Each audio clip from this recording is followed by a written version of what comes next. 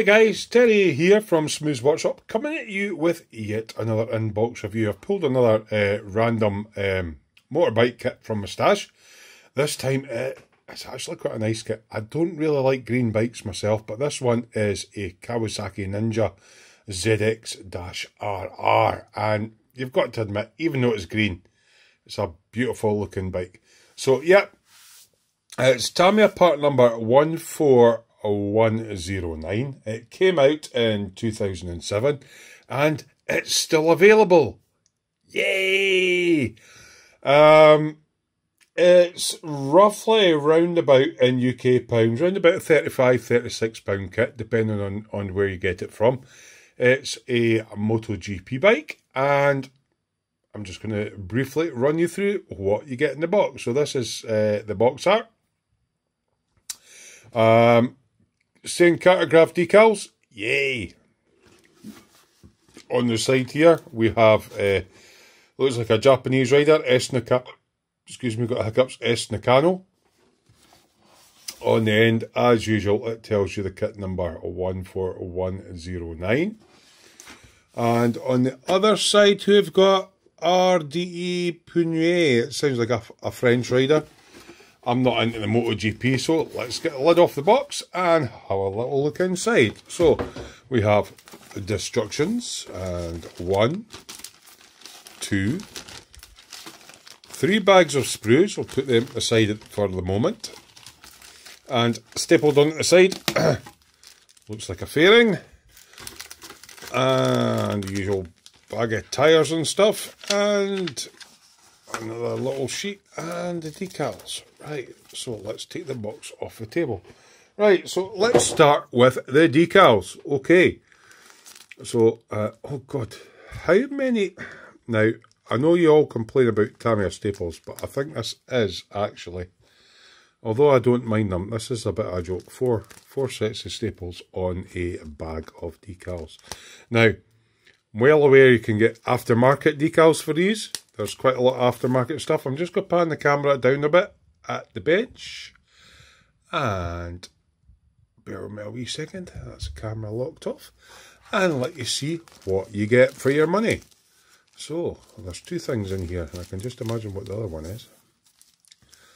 So, we have a small, really small set of, I think it's Bridgestone tyre decals. 1, 2, 3, 4. Why did they give me 5? 1, 2, 3, 4, 5. 1 for a mistake? Not sure. Yeah, Bridgestone tyre decals, but they give you 5. Yeah. Might be hard to put on.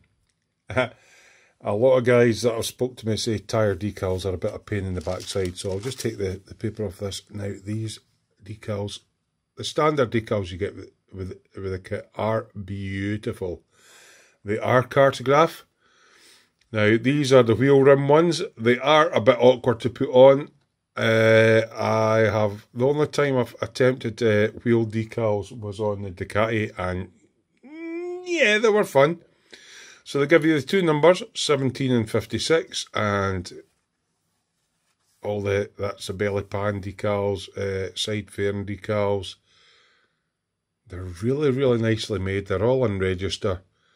Beautiful, as you would expect from cartograph. So I'm just going to put these back in. This is one that I've got in my stash. At some point, I've got quite a few bikes in my stash. At some point, I will actually get round to building them. There is a front fork detail upset for this kit. I don't have it.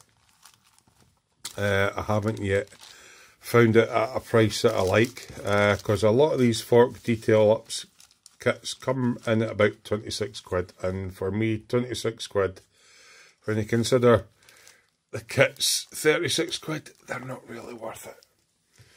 So we'll get a sheet here with, it's basically the decal callouts for number 17 and number 56. So there you go.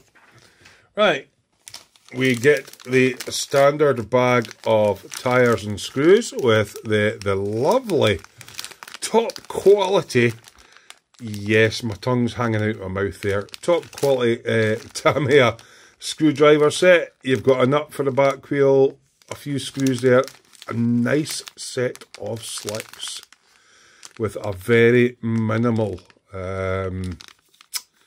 bit of flash up the middle that you need to clean up, but they're slick racing tyres, so that's a little bag of goodies. You also get the little bag of, maybe see it there, the vinyl tubing for the brake lines, etc., and a rear suspension spring. Even though suspension doesn't go up and down, they include a little spring. Right, so the little bag that was another 2 staples. Jings! I tell you what, Tamiya do like their staples. I will get them out. Excuse me. This stapled onto the side of the box is the front fairing, or the front nose cowling. Now it's in light green. Now this is quite like the standard white plastic. It's very soft.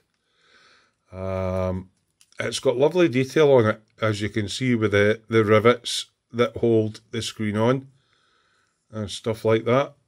It's very nicely made, and the gates are down at the bottom, so you're not going to have too much problem cleaning this up.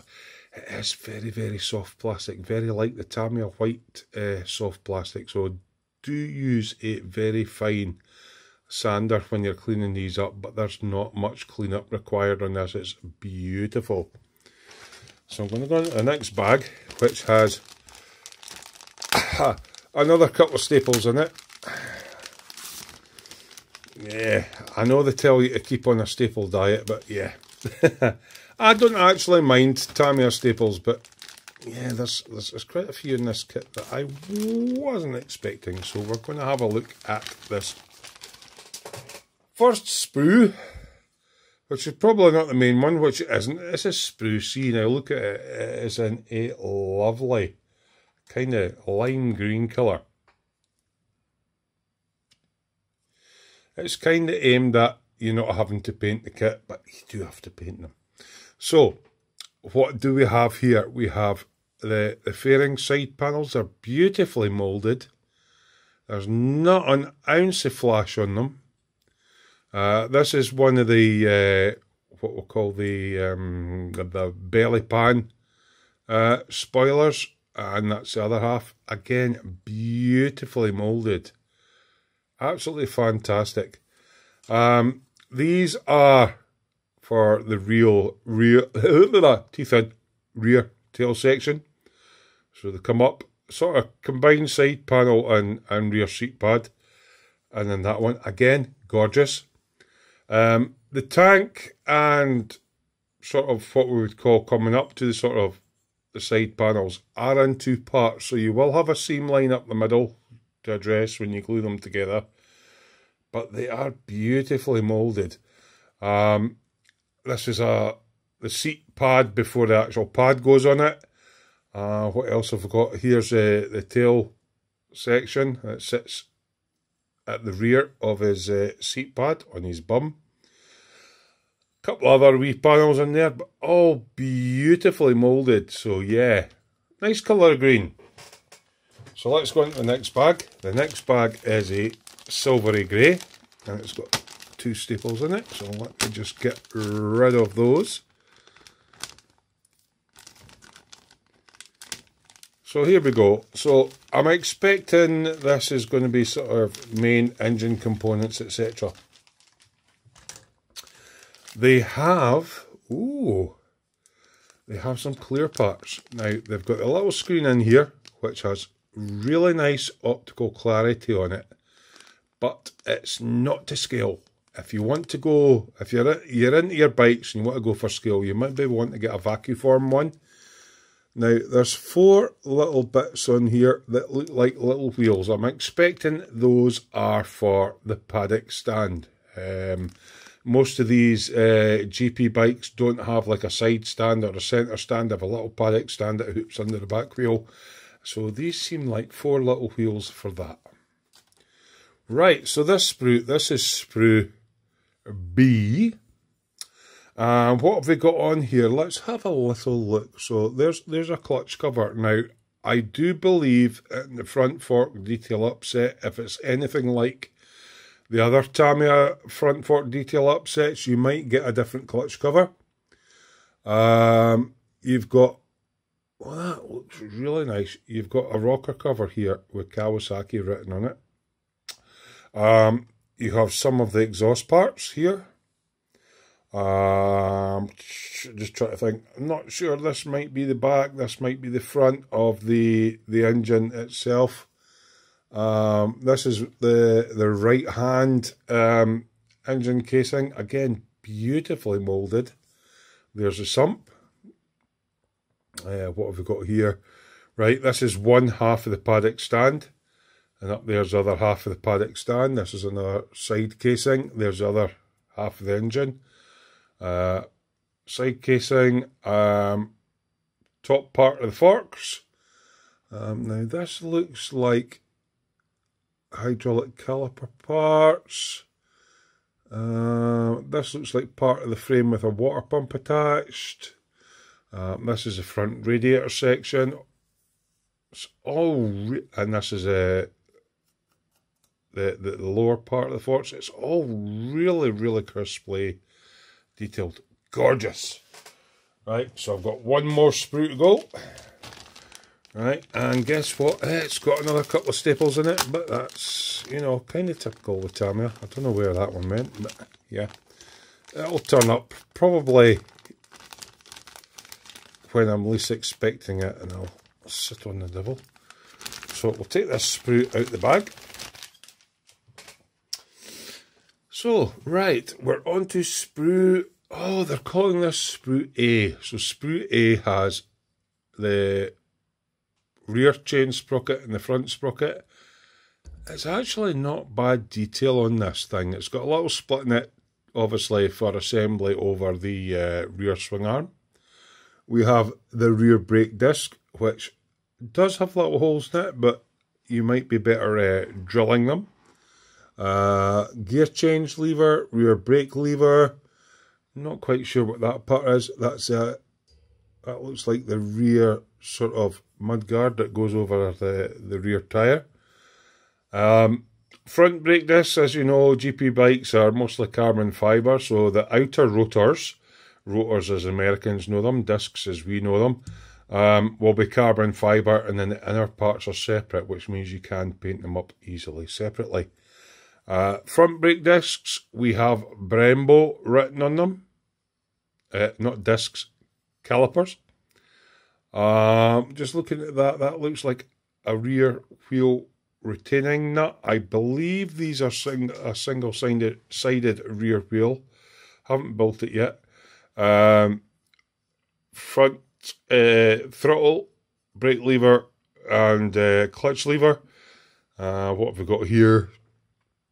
This looks like suspension parts. The rear wheel. Front wheel, there's the airbox. Okay. This looks like another part of the airbox. That's actual rear seat pad. And you've got frame parts here. This looks like the left-hand side with the mounting points for the engine. Rear swing arm. Big beefy swing arms on these, so that's in a couple of parts. And the right-hand side of the frame. That's basically all there is to the kit. Standard instructions. Okay, tells you a little bit about it. So hold this steady, and if you want, you can pause and read it. Okay, in the different languages. Pretty standard build order. They ask you to do the engine first, which is really quite good, so you can paint up all your engine, paint up all your frame before assembling them both together. Then it's like front and rear wheels and tyres with all the brake discs.